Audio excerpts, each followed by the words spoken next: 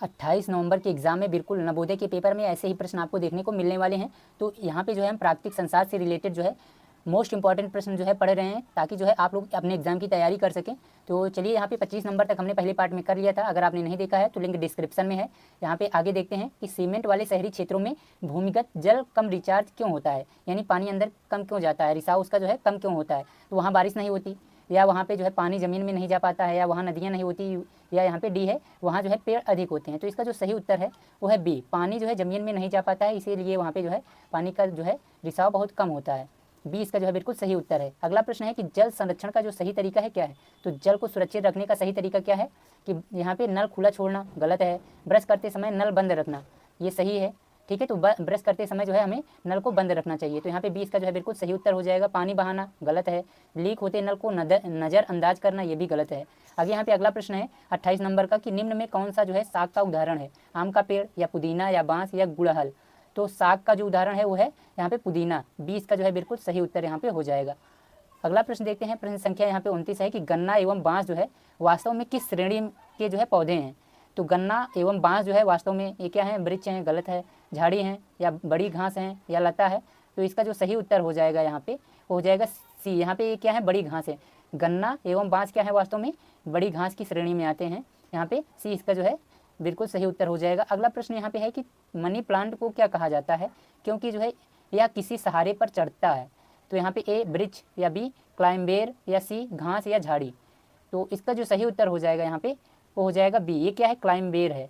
B इसका जो है सही उत्तर होगा। अगला प्रश्न देखते हैं, प्रश्न संख्या यहाँ पे 31 है कि पत्तियों पर जो है पाई जाने वाली पतली रेखाओं को क्या कहते हैं।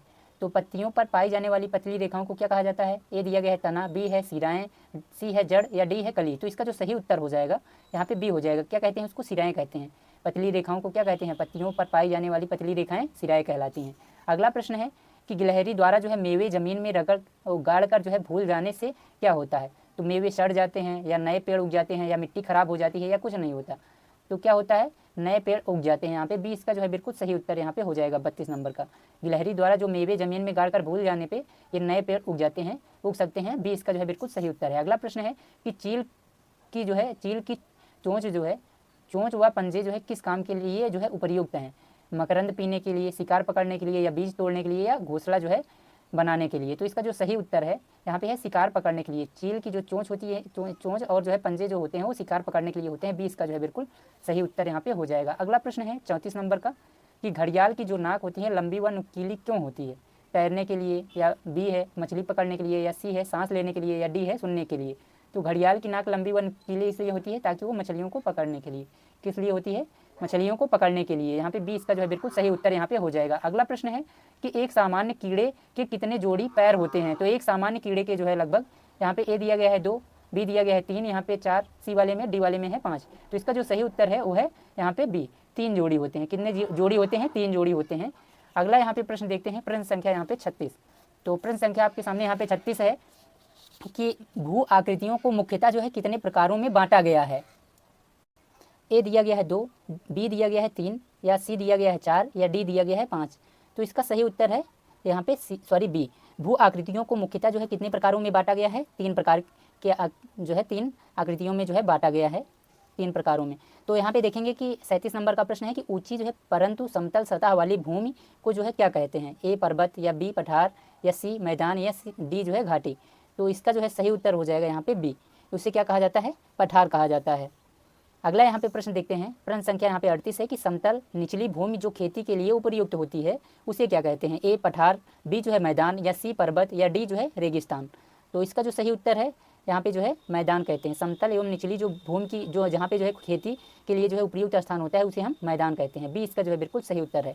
अगला यहाँ पे प्रश्न है कि पर्वतीय ढाल पर जो सीढ़ी काटकर की जाने वाली जो खेती है उसको क्या कहते हैं। तो पर्वतीय ढाल पर सीढ़ी काटकर की जाने वाली खेती को ए जैविक खेती, बी सीढ़ीदार खेती, या सी जो है यहाँ पे बी के बाद सी यहाँ पे मिश्रित खेती, या डी जो है बागवानी। तो इसका जो सही उत्तर है वो यहाँ पे है सीढ़ीदार खेती। बी इसका जो है बिल्कुल सही उत्तर हो जाएगा। अगला प्रश्न देखते हैं, प्रश्न संख्या यहाँ पे 40 है कि पहाड़ी ढाल से जो है बर्फ अथवा जो है चट्टानों का अचानक तेजी से गिरना क्या कहलाता है। ए भूकंप, या बी हिमस्खलन, या सी चक्रवात, या डी सूखा। तो पहाड़ी ढाल से बर्फ अथवा चट्टानों का अचानक तेजी से गिरना जो है क्या कहलाता है, हिमस्खलन कहलाता है। बी इसका जो है बिल्कुल सही उत्तर है। अगला प्रश्न देखते हैं, प्रश्न संख्या यहाँ पे 41 है कि समुद्र के भीतर आने वाले भूकंप से उठने वाली विशाल लहर को क्या कहते हैं। तो समुद्र के भीतर आने वाले भूकंप से उठने वाली विशाल लहर को, ए यहाँ पे चक्रवात, बी सुनामी, या सी हिमस्खलन, या डी बाढ़। तो इसका जो सही उत्तर है वो है बी। तो समुद्र के भीतर वाले जो भूकंप हैं उनके उठने से विशाल लहर को जो है क्या कहा जाता है, सुनामी कहा जाता है। बी इसका जो है बिल्कुल सही उत्तर हो जाएगा। अगला प्रश्न देखते हैं, प्रश्न संख्या यहाँ पे 42 है कि वृक्ष की मुख्य विशेषता क्या है। तो ए दिया गया है कोमल हरा तना, या बी तना जो है बड़ा तना व गहरी जड़ें, या सी खोखला तना, या डी जो है जमीन पर फैलना।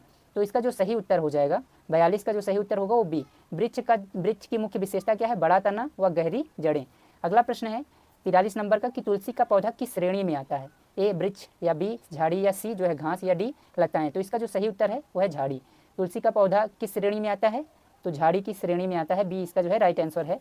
अगला प्रश्न है 44 नंबर का कि निम्न में से जो है कौन सी बड़ी घास की जो है एक किस्म है। ए आम, बी जो है बांस, या सी तुलसी, या डी जो है कमल। तो इसका जो है यहाँ पे आपको मालूम है कि बड़ी घास का किस्म कौन सा है, बांस। बी इसका जो है बिल्कुल सही उत्तर हो जाएगा। आगे है कद्दू। कद्दू का जो पौधा होता है यहाँ पे जो है, कद्दू का जो है जो पौधा होता है किस श्रेणी में आता है। तो कद्दू का पौधा ए वृक्ष, या बेल, या सी जो है लताएं, या डी जो है घास। तो इसका जो सही उत्तर हो जाएगा वो है बेल। कद्दू का पौधा जो है बेल की श्रेणी में आता है। तो 45 का बी वाला बिल्कुल सही उत्तर हो जाएगा। अगला प्रश्न देखते हैं। अगला प्रश्न यहाँ पे प्रश्न संख्या 46 है कि जो है मिट्टी मुख्यतः जो है किससे बनती है। केवल पानी से, दूसरा है टूटी चट्टानों के कण, पुरानी पत्तियों, जड़ों व जीवों से, या यहाँ पे सी है केवल रेत से, या डी केवल हवा से। तो इसका जो सही उत्तर है वह है मिट्टी मुख्यतः किससे बनती है, टूटी जो है चट्टानों के कण से, पुरानी पत्तियों से, जड़ों व जीवों से बनती हैं। बी इसका जो है बिल्कुल सही उत्तर है। अगला प्रश्न यहाँ पे है 47 नंबर की, वर्षा के बाद जो है मिट्टी में सामान्यतः कौन सा जीव अधिक दिखाई देने लगता है। तो वर्षा के बाद जो है मिट्टी में सामान्यतः कौन सा जीव ज़्यादा दिखाई देता है। ए है ऊँट, बी है केचुआ, या सी है याक, या डी है जो है मोर। तो क्या दिखाई देता है वर्षा के बाद, केचुआ ज़्यादा दिखाई देता है। तो बी इसका जो है बिल्कुल सही उत्तर हो जाएगा। अगला प्रश्न यहाँ पे है कि उल्लू जैसे पंछी जो है घोंसला बनाने के लिए पेड़ के किस भाग का उपयोग करते हैं। ए पत्तियों का प्रयोग करते हैं, या बी गुहा यानी तने में, या सी जड़ों में, या डी फूल में। तो इसका जो सही उत्तर होगा वो बी हो जाएगा, तने में, ठीक है, गुहा में। आगे यहाँ पे अगला प्रश्न है 49 नंबर का कि गिलहरी द्वारा मेवे जमीन में गाड़ने से जो है किस पौधे जीव प्रक्रिया को जो है बल मिलता है। तो ए परागण, या बी बीज प्रकीर्णन, या सी जो है वाष्पीकरण, या डी जो है प्रकाश संश्लेषण। तो इसका जो सही उत्तर है बीज प्रकीर्णन, वहाँ से बीज उगने में, ठीक है। तो ये ध्यान रखना है, बी इसका जो है बिल्कुल सही उत्तर हो जाएगा। काफ़ी इंपॉर्टेंट प्रश्न है। अगला प्रश्न है कि सनबर्ड व तितली जो है फूलों से क्या प्राप्त करते हैं। तो ए पानी, या बी जो है मकरंद, या सी जो है लकड़ी, या डी जो है बीज। तो इसका जो सही उत्तर है वो है मकरंद। सनबर्ड व तितली जो है फूलों से क्या प्राप्त करते हैं, मकरंद प्राप्त करते हैं। बी इसका जो है राइट आंसर होगा। अगला प्रश्न देखते हैं 51 नंबर का कि कैटरपिलर जो है के जीवन चक्र में जो है कोकून के बाद क्या बनता है। ए अंडा, या बी जो है तितली, या सी जो है कीड़ा, या डी पत्ता। तो इसका जो सही उत्तर है वो है बी, तितली बनता है। क्या बनते हैं, तितली। कैटरपिलर के जीवन चक्र में कोकून के बाद क्या बनता है, तितली। बी इसका जो है सही उत्तर हो जाएगा। अगला है प्रश्न संख्या यहाँ पे 52 की हार्नबिल पंछी की विशेष पहचान क्या है। ए लंबी टांगे, या बी जो है सिर पर सींग जैसी बनावट, या सॉरी यहाँ पे बी है सिर पर सींग जैसी बनावट, या सी जो है रंगीन पंख, या डी जो है तेज रात्रि दृष्टि। तो इसका जो सही उत्तर है हार्नबिल पंछी की विशेष पहचान है सिर पर जो है सींग जैसी बनावट। बी इसका राइट आंसर है। अगला प्रश्न यहाँ पे है 53 नंबर का कि मेढक के बारे में कौन सा कथन सही है। तो जो है यह केवल जो है जल में रह सकता है, या स्थल व जल दोनों में रह सकता है, या यहाँ पे तीसरा है कि यह केवल जो है स्थल पर रह सकता है, या डी जो है इसके पंख होते हैं। तो इसका जो सही उत्तर है कि मेढक के बारे में क्या है कि यह स्थल व जल दोनों में रह सकता है। बी इसका जो है बिल्कुल सही उत्तर हो जाएगा। 54 नंबर का प्रश्न है कि एक सामान्य कीड़े के एंटीना का जो है मुख्य कार्य क्या है। तो मुख्य कार्य जो है ए है यहाँ पे उड़ना, बी है जो है आसपास का पता लगाना, या सी है भोजन पचाना, या डी है आवाज़ निकालना। तो उसका मुख्य कार्य है कि आसपास का जो है पता लगाना। एक सामान्य कीड़े के एंटीना का जो है मुख्य कार्य क्या है, आसपास का जो है पता लगाना। बी इसका जो है बिल्कुल सही उत्तर है। अगला प्रश्न यहाँ पे है 55 नंबर का कि मौसमी नदी की क्या विशेषता है। ए पूरे वर्ष बहती है, या बी केवल वर्षा ऋतु में बहती है, या सी जो है कभी नहीं सूखती, या डी जो है समुद्र में नहीं मिलती है। तो इसका जो है मौसमी नदी की विशेषता है कि केवल वर्षा ऋतु में ही बहती है। तो बी इसका जो है बिल्कुल सही उत्तर यहाँ पे हो जाएगा। अगला यहाँ पे प्रश्न देख लेते हैं। प्रश्न संख्या यहाँ पे 56 है कि निम्नलिखित में जो है जल परिवहन का साधन कौन सा है। तो जल इसमें किससे भेजा जाता है, मेट्रो से, बी नाव से, या सी जो है ऑटो रिक्शा से, या डी साइकिल से। किससे भेजा यहाँ पे जल परिवहन का मतलब जल में चलने वाली इसमें कौन सी जो है कौन सा साधन है, तो यहाँ पे देखेंगे मेट्रो से हम नहीं जाते हैं, जल में नाव से जाते हैं, ऑटो रिक्शा से या साइकिल से इनसे नहीं जाते हैं, तो बी इसका जो है सही उत्तर हो जाएगा। अगला प्रश्न है कि ऊँट को जो है रेगिस्तान का जहाज़ क्यों कहा जाता है? क्योंकि जो है कह रहा है कि वह पानी में तैरता है, या वह कम पानी पीकर भी लंबी दूरी तय कर सकता है, वह उड़ सकता है, या वह ठंड सहन कर सकता है। तो इसका जो सही उत्तर है वो है बी, वह कम पानी पीकर भी लंबी दूरी तय कर सकता है और उसके जो है गद्दीदार जो है पैर होते हैं, इसके कारण बी इसका जो है बिल्कुल सही उत्तर हो जाएगा। अगला प्रश्न यहाँ पे 58 नंबर का है कि निम्नलिखित में भूमिगत जल का जो है एक स्रोत कौन सा है? तो भूमिगत जो जल होता है, भूमि में जो जल होता है उसका इसमें कौन सा स्रोत है? फ्लाईओवर बनाना, या ट्यूबवेल बनाना, या मेट्रो बनाना, या बांध की दीवार? तो इसका जो सही उत्तर है वो है डी, क्योंकि बांध की दीवार बनाएंगे तो हम यहाँ पे जो है पानी रोकेंगे तो वहाँ पे भूमि के अंदर जो है पानी बढ़ेगा। तो इसका जो है डी राइट आंसर यहाँ पे हो जाएगा। अगला प्रश्न है यहाँ पे कि गंगा नदी को जो है स्वच्छ बनाने की सरकारी योजना का नाम क्या है? तो ए स्वच्छ भारत मिशन, या बी जो है नमामि गंगे, या सी जो है जल जीवन मिशन, या डी हरित भारत मिशन। तो नमामि गंगे जो है गंगा नदी को स्वच्छ बनाने का जो है सरकारी योजना का नाम है नमामि गंगे, बी जो है इसका बिल्कुल सही उत्तर है। अगला प्रश्न यहाँ पे है रेगिस्तानी घरों की छत सामान्यतः जो है किस सामग्री से बनी होती हैं? ए कंक्रीट से, बी भूस से, या सी जो है कांच से, या डी से लोहा है। तो इस किसकी बनी होती हैं? फूस से जो है बनी होती हैं, यहाँ पे याद रखना है, बी इसका जो है बिल्कुल सही उत्तर है। अगला प्रश्न देखते हैं। सॉरी, यहाँ पे जो है 60 प्रश्न कंप्लीट हो गए हैं, 60 प्रश्न थे, तो इसमें जो है मोस्ट इंपॉर्टेंट क्वेश्चन आगे हम करने वाले हैं अनुच्छेद। यहाँ पे जो है गद्यांश एक आता है, तो गद्यांश को भी हमने 2 गद्यांश कर लिए थे, अब आज हम करने वाले हैं आगे गद्यांश यहाँ पे 3। गद्यांश नंबर 3 यहाँ पे देखते हैं कि जो है सबसे पहले यहाँ पे दिया गया है कि मीना के स्कूल में गणतंत्र दिवस बड़े उत्सव से मनाया गया। सुबह जो है सभी विद्यार्थी मैदान में इकट्ठा हुए, प्रधानाचार्य ने रस्सी खींचकर तिरंगा फहराया, सभी ने मिलकर राष्ट्रगान गाया। इसके बाद जो है कक्षा अध्यापिका ने बताया कि 26 जनवरी 1950 को भारत ने अपना संविधान लागू किया था, इसलिए जो है इस दिन को गणतंत्र दिवस कहा जाता है। मीना को यह जानकर आश्चर्य हुआ कि भारत 15 अगस्त 1947 को ही जो है स्वतंत्र हो गया था, परंतु संविधान बनने में कुछ और समय लगा। शाम को मीना के परिवार ने टीवी पर जो है दिल्ली की परेड देखी, जिसमें जो है विभिन्न राज्यों की झांकियाँ जो है वह सेना की जो है टुकड़ियाँ शामिल थी। तो इसमें जो है इससे रिलेटेड प्रश्न यहाँ पे है कि मीना के स्कूल में तिरंगा किसने फहराया? तो यहाँ पे देखेंगे कि मीना के स्कूल में जो है यहाँ पे सभी प्रधानाचार्य ने रस्सी खींचकर जो है तिरंगा फहराया था। किसने? प्रधानाचार्य ने। तो यहाँ पे एक विद्यार्थी ने, चौकीदार ने, प्रधानाचार्य ने, तो सी इसका जो है बिल्कुल सही उत्तर हो जाएगा। भारत का संविधान कब लागू हुआ? तो यहाँ पे हमने पढ़ा भारत का संविधान जो है 26 जनवरी 1950 को लागू हुआ। तो यहाँ पे 26 जनवरी 1950 जो है बी वाले ऑप्शन में है, बी इसका जो है बिल्कुल सही उत्तर हो जाएगा, देख के लगाना है। आगे यहाँ पे भारत कब स्वतंत्र हुआ? 26 जनवरी 1950 को, या 15 अगस्त 1950 को, या 26 जनवरी 1947 को, या 15 अगस्त 1947 को? तो हमारा जो यहाँ पे देखेंगे भारत जो है 15 अगस्त 1947 को आज़ाद हुआ था, स्वतंत्र हुआ था। तो यहाँ पे देखेंगे 15 अगस्त 1947 इसका सही उत्तर हो जाएगा डी। अगला यहाँ पे प्रश्न संख्या 4 है कि दिल्ली की परेड में क्या शामिल था? केवल स्कूल के बच्चे, राज्यों की झांकियाँ व सेना की टुकड़ियाँ, या केवल संगीत कार्यक्रम, या कुछ नहीं? तो यहाँ पे देखेंगे कि दिल्ली की परेड में जो है, यहाँ पे देख सकते हैं दिल्ली की परेड में जो है जिसमें विभिन्न राज्यों की झांकियाँ व सेना की टुकड़ियाँ शामिल थी। क्या थी? राज्यों की झांकियाँ व सेना की टुकड़ियाँ थी। यहाँ पे 20 का जो है बिल्कुल सही उत्तर होगा। अगला यहाँ पे है कि यह गद्यांश मुख्यतः जो है किस विषय से संबंधित है? जल चक्र से, गणतंत्र दिवस एवं संविधान से, या त्यौहार से, या आगे यहाँ पे जो है तो इसमें देखेंगे कि जो है ये किससे संबंधित है? गणतंत्र दिवस एवं संविधान से संबंधित है, 20 का जो है बिल्कुल सही उत्तर हो जाएगा। आगे यहाँ पे अगला अनुच्छेद यहाँ पे है, गद्यांश यहाँ पे 4 है।